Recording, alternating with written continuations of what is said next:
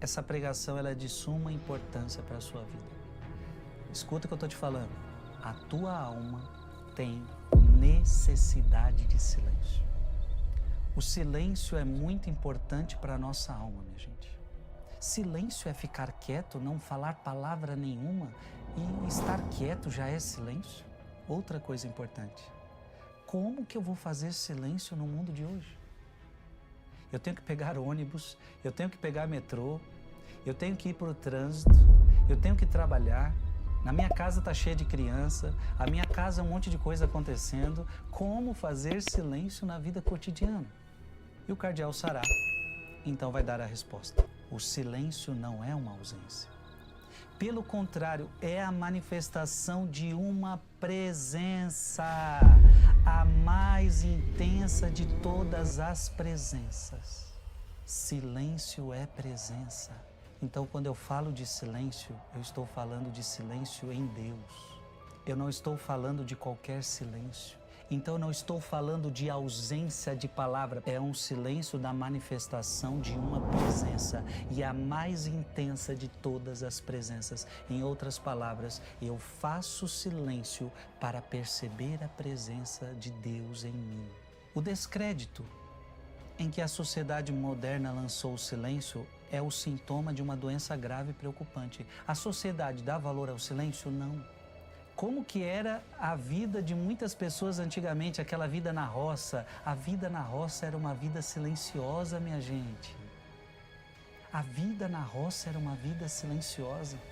Como que era a vida do ser humano antes de chegar a televisão, antes de chegar o rádio, antes de chegar a internet? Era uma vida silenciosa. A sociedade moderna não acredita no silêncio. A sociedade moderna, ela quer viver num constante barulho. Os maiores questionamentos da vida são feitos em silêncio. Se você precisa pensar a sua vida, se você precisa refletir sua vida, você precisa de silêncio para fazer isto.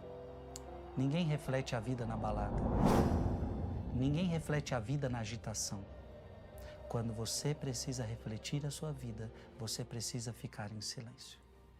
Vivemos numa sociedade onde parece que tudo tem que ser preenchido.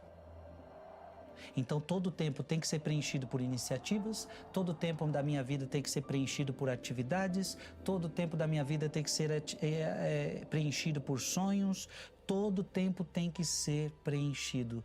Se queremos ser capazes não apenas de perceber a voz de Deus, mas também a voz que está ao nosso lado, a voz dos outros. Olha que bonito, eu não posso ter medo de ficar em silêncio, eu não posso ter medo do silêncio, porque somente através do silêncio eu posso ouvir a voz de Deus e eu posso ouvir a voz do meu irmão. Mas o que é o silêncio? Preste atenção. Condição para estar na presença de Deus, do próximo e de si mesmo. Você só pode me ouvir agora se você estiver fazendo silêncio. Se você aí na sua casa está falando, se você aí na tua casa está agitado, então você não está me escutando. Você não vai conseguir entender o que eu estou falando. As minhas palavras não vão surtir efeito em você, porque você não está me escutando, você está falando junto comigo. Não damos valor, muitas vezes, ao que está dentro de nós mesmos. E às vezes só vamos nos dar conta que estamos doentes, às vezes só vamos nos dar conta de que não estávamos bem quando a coisa fica crítica. Mas se nós fizéssemos silêncio, nós já teríamos sentido sintomas de algumas coisas. Para se entender o caráter tão valioso do silêncio na vida cotidiana, é eloquente o episódio da visita de Jesus a Marta e Maria. E eu queria que você agora abrisse a sua Bíblia. Nós não podemos ficar sem abrir este texto, que é primordial para a gente entender a importância do silêncio. Lucas capítulo 10, versículo de 38 a 42. Estando Jesus em viagem, entrou numa aldeia onde uma mulher chamada Marta o recebeu em sua casa. Tinha ela uma irmã por nome Maria, que se assentou aos pés do Senhor para ouvi-lo falar. Marta, toda preocupada na lida da casa, veio a Jesus e disse: Senhor, não te importas que minha irmã me deixe só a servir? Dize-lhe que me ajude. Marta expressa um pouco do mundo que se incomoda quando vê uma pessoa aos pés de Jesus. Então, de um lado, nós temos uma pessoa agitada pelo trabalho e do outro lado, uma mulher que escuta Jesus. Respondeu-lhe o Senhor: Marta, Marta, tu andas muito inquieta e te preocupas com muitas coisas. No entanto, uma só coisa é necessária. Maria escolheu a boa parte, a melhor parte, que não lhe será tirada. Jesus não repreendeu Marta por conta de seus afazeres na cozinha. Não, o problema de Jesus não é que Marta está trabalhando. Alguém precisava fazer o serviço da cozinha. Era preciso que ela preparasse a refeição. Mas por que Jesus corrige Marta? Por sua dissipação interior, que refletiu na sua irritação com sua irmã. Então veja, o problema não é o nosso ofício, o problema não é o nosso trabalho, o problema é quando o trabalho nos tira de nós mesmos. O problema é quando o teu trabalho te inquieta, o problema é quando o teu trabalho te esvazia, o problema é quando as suas atividades te tiram de você mesmo. O problema é quando as suas atividades te desconectam de Deus e te desconecta das pessoas e te desconecta de você mesmo. O problema não é a atividade. Então veja bem, o problema não é o seu trabalho, mas se o teu trabalho te tira de Deus, Deus precisa olhar para você e falar: ei, Gilson, Marta, qual é o seu nome? Você está esquecendo do mais importante. E Jesus está falando qual é o mais importante. O mais importante é você me escutar. O mais importante é você não perder a sintonia comigo. Na realidade, Jesus parece indicar os contornos de uma pedagogia espiritual. Sempre devemos cuidar para ser Maria, antes de nos tornar Marta. Então, ora você tem que ser Marta, ora você tem que ser Maria. Mas preste atenção, qual é o problema do mundo atual? Primeiro eu sou Marta, primeiro trabalho, primeiro as coisas do mundo. E se sobrar tempo, eu rezo. Esse é um erro gravíssimo do mundo atual. E detalhe, o mundo atual se comporta como Marta, ou seja, criticando quem está orando, criticando quem está aos pés de Jesus, se irritando. Então você se entrega ao ativismo, eu tenho que fazer, eu tenho que trabalhar, eu tenho que ganhar dinheiro, eu tenho que fazer faculdade, eu tenho que fazer isso, só que você não reza, você não para orar, você não para orar, você entra num atoleiro de ativismo e de agitação, cujas consequências desagradáveis afloram muito claramente na narrativa do Evangelho. Então, uma pessoa que se entrega ao ativismo, ela tende a ter como consequência o quê? O pânico, o medo de agir sozinho, um aborrecimento, como o de Marta em relação à sua irmã.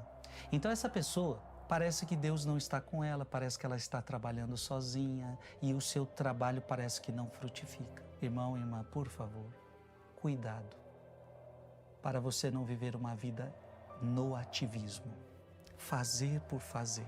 Você não nasceu. Você não é uma máquina que você tem que trabalhar o tempo todo, que você tem que produzir o tempo todo. Não. Então ele lembra a importância de manter nossa alma em paz e silêncio para estar à escuta do próprio coração.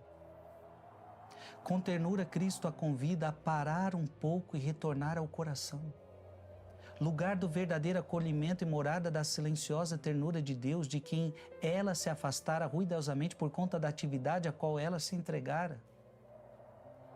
Toda ação deve ser precedida por uma intensa vida de oração. Aqui está o segredo. Toda a ação deve ser precedida por uma intensa vida de oração, de contemplação, de busca, de escuta da vontade de Deus. Então, ninguém aqui é contra você trabalhar, pelo amor de Deus. Ninguém aqui é contra você agir, fazer. Mas tem que ser precedida pela oração. Quantas pessoas, por exemplo, deixam a oração para o final do dia? Só que tem um detalhe, toda vez que chega o final do dia você está cansado e quantas vezes você no final do dia já não reza porque estou cansado, não aguento dormir. O melhor horário para rezar é de manhã. O melhor horário para rezar é antes de fazer qualquer outra coisa. Há que resistir a essa tentação procurando ser acima do fazer. Você não vale pelo aquilo que você faz, você vale pelo aquilo que você é. O tempo é vivido em contínuo movimento que muitas vezes chega à agitação, caindo facilmente no risco do fazer por fazer. Se você não tomar cuidado, você vai cair neste risco. Fazer por fazer. E muitas vezes a gente está preocupado em fazer para ser valorizado, porque o mundo só te valoriza se você faz. O mundo só te valoriza se você produz. Deus não. Deus te valoriza. Veja, Marta e Maria, o mundo só valorizaria Marta, porque Marta produz. Marta está fazendo alguma coisa. Dá para entregar para Marta uma confeitaria. Dá para entregar para Marta uma padaria. Se Marta abrir uma padaria, vai dar certo. Então o mundo elogia Marta. O mundo quer Marta. Marta porque Marta produz. Marta produz. Porque para o mundo você vale pelo que você faz. Para o mundo você vale pelo que você produz. Mas Deus está dizendo que entre Marta e Maria, Ele prefere Maria. A ação de Maria é melhor do que a de Marta. Porque a ação de Maria é de escuta. O ser é mais importante que o fazer. Quanto mais somos revestidos de glória e de honra, quanto mais elevados em dignidade, quanto mais investidos de responsabilidades públicas, talvez você seja uma pessoa que tenha muitas responsabilidades. Quanto mais você tiver prestígio, quanto mais você tiver poder, quanto mais você tiver funções temporais, como leigos, como padres ou bispos, tanto mais precisamos progredir na humildade, cultivar com zelo a dimensão sagrada da nossa vida interior, buscando constantemente ver a face de Deus na prece, na oração, na contemplação e na ascese. Ou seja, quanto maior for o seu trabalho, meu irmão, mais você precisa orar. Preste atenção, todos corremos o perigo de ser capturados pelos negócios e pelas preocupações mundanas se negligenciamos a vida interior, a prece, a oração. O perigo é você se entregar aos seus afazeres e os seus afazeres não te deixam mais rezar. E esse teu trabalho e essa tua loucura, essa tua agitação tende a te deixar ansioso, preocupado. E eu podia aqui falar várias doenças. Muitas doenças que o mundo hoje vive é porque saiu da sua essência. A sua essência é estar com Deus. E eu aqui não estou dizendo que a única causa das doenças do mundo é esta. Não estou dizendo isso. Mas eu estou dizendo que quando saímos desta essência, as consequências vêm. A sociedade barulhenta que a gente vive é uma expressão dos mais graves pecados da sociedade. Sua impiedade, suas orgias, sua depravação moral. Um mundo feito de propaganda, um mundo feito de argumentos infindáveis, de vitupérios, de críticas ou simplesmente de tagarelices é um mundo onde não vale a pena viver. Os católicos que se associam a esse tipo de alarido, os que adentram na Babel das vozes, de certa maneira exilam-se da cidade de Deus. Vivendo num mundo de ruídos e superficialidade, o nosso mundo é um mundo de ruído, o nosso mundo é um mundo de superficialidade, provocamos a decepção de Deus e não podemos ouvir a tristeza e as queixas de seu coração. Além disso, embora seja verdade que devemos suportar o barulho e guardar excepcionalmente nossa vida interior em meio à agitação, é verdade, nós não temos como controlar o barulho do mundo. Nós saímos para a rua, é barulho, nós vamos para o trânsito, é barulho, você vai para o seu trabalho, é barulho. Verdade, a gente não tem como controlar isso, mas em meio a essa agitação, eu preciso encontrar o meu Deus que está dentro de mim. Não é menos verdade que é abusivo conformar-se a uma sociedade permanentemente oprimida por atividades e sufocada pelo barulho das máquinas, da publicidade, do rádio, da televisão, que não querem parar de falar. Olha que bonito, Thomas Merton está dizendo o seguinte: é verdade que nós não conseguimos fazer o mundo silenciar, mas nós não podemos nos conformar com o barulho. Porque se eu me conformo com o barulho do mundo, eu daqui a pouco estou fazendo barulho com ele. Eu estou me agitando com ele. É um barulho sem harmonia. Você percebe que é um barulho que não tem conexão com Deus. Então nós não podemos nos conformar com essa sociedade que está tão longe de si mesmo. Eu, por exemplo, no bairro que eu moro, quando chega final de semana, a gente já tem que se preparar para o barulho. Na verdade, o meu bairro é muito barulhento, mas o final de semana ele fica nível hard. Ele fica muito maior o barulho. E quantas vezes eu quero na minha casa, eu quero ler um livro, eu não consigo me concentrar porque tem uma música que está lá longe, eu estou escutando essa música que está lá não sei na onde, mas eu escuto dentro da minha casa. Aquele barulho não me permite ler com atenção aquele livro, não me permite meditar. Então, no mundo barulhento que você vive, que eu vivo, que você vive, nós temos que criar uma atmosfera em que a gente possa encontrar. Os cristãos deveriam ter lares tranquilos. O seu lar deveria ser um lar de silêncio, de tranquilidade. Porque seus corpos, assim como suas casas, são templos de Deus. Então imagina que a tua casa é templo de Deus. Então como é que deveria ser sua casa? Olha o que o cardeal Sará coloca. Dispensar, se necessário, a televisão. Gente, o que tem hoje na televisão para a gente assistir?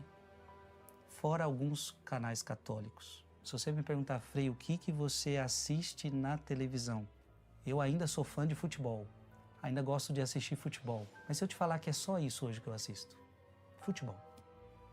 Eu queria assistir outras coisas, mas não consigo mais, porque é só barulho, é só falatório, é só desinformação, é só programas que não agregam, é só programas que não fazem sentido. Não que todos devam fazê-lo, não é obrigado, você não é obrigado a fazer isso, mas apenas os que levam muito a sério. Quando você começar a levar a sua vida espiritual muito a sério, você vai começar a ver que na TV não tem nada para você assistir. Escuta o que eu estou te falando. Se você começar a levar a sua vida espiritual muito a sério, você vai ver que aquele programa já não agrega mais a você. Que os cristãos se juntem a outros das mesmas sensibilidades. Olha que bonito. Que os cristãos se juntem a outros. Você tem que ter pessoas, amigos que tenham essa mesma sensibilidade que você. Os que apreciam o silêncio e se ajudem a se manter no reino do silêncio e da paz, que acostumem seus filhos a não gritar muito. O que o cardeal Sará está falando? Que a tua casa seja um reino de paz. Gente, quantas casas? Qual é o contrário de tudo que a gente está falando? Aquela casa que só tem briga, aquela casa que só tem discussão, aquela casa que é um falando palavrão para o outro, aquela casa que só tem som alto, aquela casa que a televisão é ligada o dia inteiro, aquela casa que, ou seja, é uma casa barulhenta, é uma casa que ninguém tem um livro na mão para ler, é uma casa que ninguém tem uma Bíblia para rezar, é uma casa onde não se tem silêncio, onde não se tem paz. As crianças se agitam, porque onde tem pais agitados, as crianças se agitam. Onde tem muita televisão ligada, onde tem som alto ligado, lógico, as crianças se agitam. Olha que bonito o cardeal Sará falando.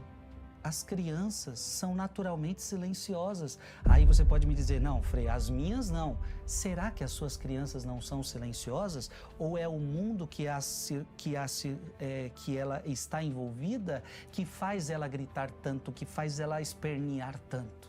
Será que não é o que ela assiste que está fazendo ela ficar dessa forma? Porque as crianças naturalmente são silenciosas. A criança aprende a falar o que a gente ensina para ela. Então, se as crianças são silenciosas, veja, até ela aprender a falar, ela é silenciosa. Ela aprende a falar o que a gente ensina. Uma criança vai se tornando barulhenta conforme também o ambiente da nossa casa, o ambiente do nosso lar. A sociedade moderna não consegue passar sem a ditadura do ruído. Ela tenta nos embalar com a sua ilusão de democracia, de fancaria, mas arranca a nossa liberdade com violência sutil do diabo, pai da mentira. Jesus, porém, nos prometeu, se permanecerdes na minha palavra, sereis verdadeiramente meus discípulos e conhecereis a verdade e a verdade vos libertará. Se você não entender que antes de ser Marta, você precisa ser Maria, a agitação do mundo te domina e não te traz paz. Que Deus te abençoe. Glória ao Pai, ao Filho e ao Espírito Santo, como era no princípio, agora e sempre. Amém.